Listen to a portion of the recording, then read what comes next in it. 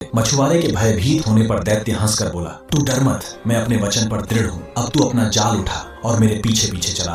वे दोनों चलते चलते एक नगर के अंदर से निकलकर एक पहाड़ की चोटी पर चढ़ गए। फिर वहां से उतरकर एक गुप्त महल में गए। उस महल में एक तालाब दिखाई दिया जिसके चारों ओर 4 टीले थे। तालाब के पास पहुंचकर मछुआरे से दैत्य ने कहा, तू इस तालाब में जाल डाल और मछलियां पकड़। मछुआरा खुश हो गया क्योंकि तालाब में बहुत सारी मछलियां थीं। उसने तालाब में जाल डालकर खींचा तो उसमें 4 मछलियां आई जो 4 रंग की थीं, सफेद, लाल, पीली और काली। दैत्य ने कहा, तुम इन मछलियों को लेकर यहाँ के राजा के पास जाओ, वह तुझे इतना धन देगा जो तूने देखा भी ना होगा। किंतु एक बात का ध्यान रखना, तालाब में एक दिन में एक ही बार जाल डालना। यह कहकर दैत्य ने जमीन में जोर से ठोकर मारी। जमीन फट गई और दैत्य उसमें समा गया। मछुआरा उन 4 मछलियों को बादशाह के महल में ले गया। बादशाह उन मछलियों को देखकर अत्यंत प्रसन्न हुआ। उसने अपने मंत्री से कहा कि ये मछलियां बावर्चिन के पास ले जाओ। मंत्री मछलियां बावर्चिन के पास ले गया। बादशाह ने मछुआरे को 400 मोहर इनाम में दे डाली। बावर्चिन ने मछलियों के टुकड़े करके तेल में भुनने के लिए डाला। तभी उसने जो कुछ देखा उससे उसकी आंखें फटी की फटी रह गई। उसने देखा कि रसोई घर की दीवार फट गई और उसमें से एक बेहद सुंदर स्त्री बाहर निकल आई। स्त्री बाहर आकर अपने हाथ में पकड़ी हुई एक मूल्यवान छड़ी उठाकर उस कड़ाही के पास आ खड़ी हुई जिसमें मछलियां भुन रही थीं।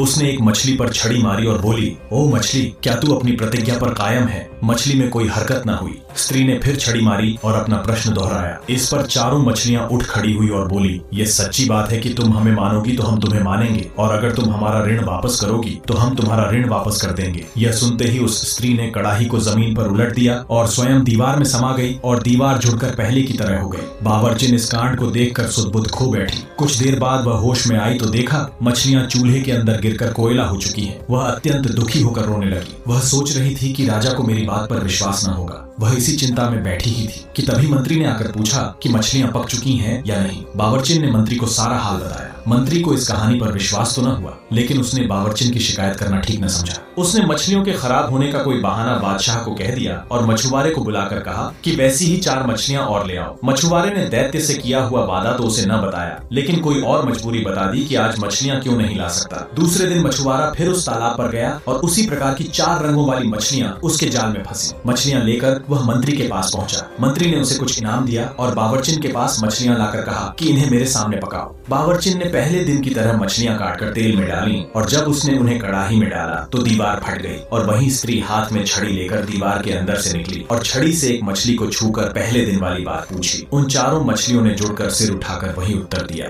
स्त्री ने फिर कड़ाही उलट दी और स्वयं दीवार में समा गई और दीवार फिर जुड़कर पहले जैसी हो गई। मंत्री यह सब देखकर स्तब्ध रह गया। अब उसने यह बात राजा को बता देना ही ठीक समझा। जब उसने राजा को यह कांड बताया तो उसे भी घोर आश्चर्य हुआ। उसने कहा कि मैं स्वयं अपनी आंखों से यह सब देखना चाहता हूँ। उसने फिर मछुआरे से कहा कि ऐसी ही 4 मछलियां और ले आओ। मछुआरा बोला, अब मैं 3 दिन से पहले मछलियां लाने में असमर्थ हूँ। चूंकि सारी घटना अद्भुत थी इसलिए राजा ने मछुआरे पर कुछ जोर नहीं डाला। 3 दिन बाद उसने फिर वैसी ही 4 मछलियां लाकर राजा को दी। राजा ने खुश होकर उसे 400 अशर्फियां और दी। अब बादशाह ने मंत्री से कहा कि बावर्चिन को हटा दो और तुम खुद मेरे सामने इन मछलियों को पकाओ। मंत्री ने मछलियां पकाना शुरू किया। जब एक और लाल होने पर मछलियों को पलटा गया तो एक बार फिर दीवार फट गई, किंतु इस बार उसमें से सुंदरी नहीं निकली बल्कि गुलामों जैसा कपड़ा पहने हाथ में एक हरी भरी छड़ी लिए एक रहस्यमयी आदमी निकला। रहस्यमयी आदमी ने बड़े कठोर और भयावह स्वर में पूछा, मछलियों, क्या तुम अपने वचन पर अब भी स्थिर हो? मछलियां अपने सरों को उठाकर बोली, हम उसी बात पर स्थिर हैं। उस व्यक्ति ने कड़ाही उलट दी और स्वयं दीवार के छेद में घुस गया और दीवार पहले की तरह जुड़ गई। ये बादशाह ने मंत्री से कहा, यह अद्भुत घटना मैंने स्वयं देखी है, वरना मैं इस पर विश्वास न करता।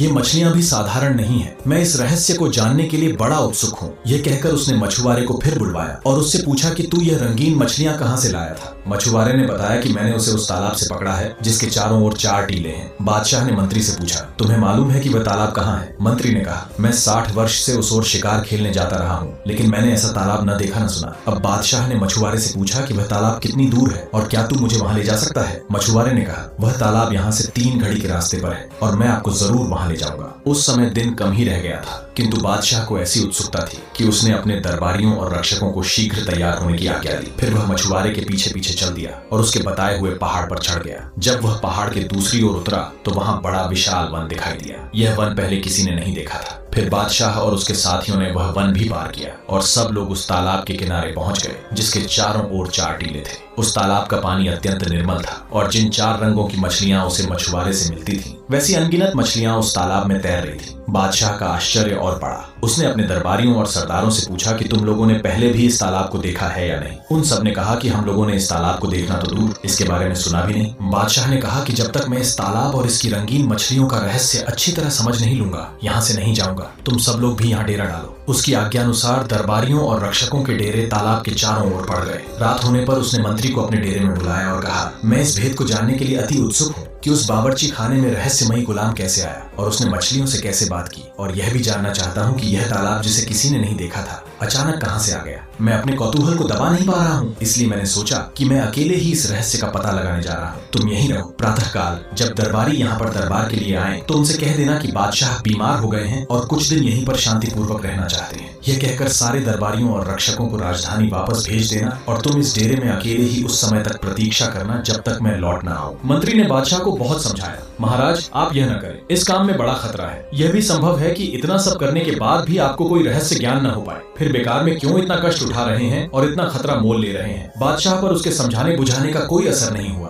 उसने बादशाही पोशाक उतारी और एक साधारण सैनिक के वस्त्र पहन लिए। जब सब लोग गहरी नींद में सोए हुए थे तब वह तलवार लेकर अपने खेमे से निकला और एक ओर चलता हुआ एक पहाड़ पर चढ़ गया और दूसरी तरफ उतर गया। उसे एक गहरा जंगल दिखाई दिया। कुछ दूर जाने पर पूरा सवेरा हो गया और उसे एक सुंदर भवन दिखाई दिया। वह भवन देखकर बड़ा प्रसन्न हुआ और उसे आशा बंधी कि उसे इस जगह तालाब के रहस्य का पता चलेगा। भवन के निकट पहुंचकर उसने देखा कि वह बड़ा विशाल है और काले पत्थरों का बना है। बादशाह को विश्वास हो गया कि यहाँ उसे मनोवांछित सूचना मिलेगी। वह बहुत देर तक खड़ा हुआ भवन की शोभा निहारता रहा और फिर उसके पास चला गया। वह देख रहा था कि भवन का द्वार खुला है, फिर भी शिष्टता के नाते उसने ताली बजाई कि उसकी आवाज सुनकर कोई अंदर से आ जाए। जब कोई न आया तो उसने सांकल को खड़खड़ाया, यह सोचकर कि शायद उसकी ताली की आवाज अंदर तक नहीं पहुंची होगी। सांकल खड़खड़ाने पर भी जब कोई नहीं निकला तो बादशाह को क्रोध आया कि अजीब घर है जहां बुलाने पर भी कोई आकर नहीं पूछता। वह अंदर चला गया और जोर से पुकारा कि क्या इस भवन के अंदर कोई मनुष्य है जो एक अतिथि के रहने के लिए थोड़ा स्थान दे सके। फिर भी उसे कोई उत्तर न मिला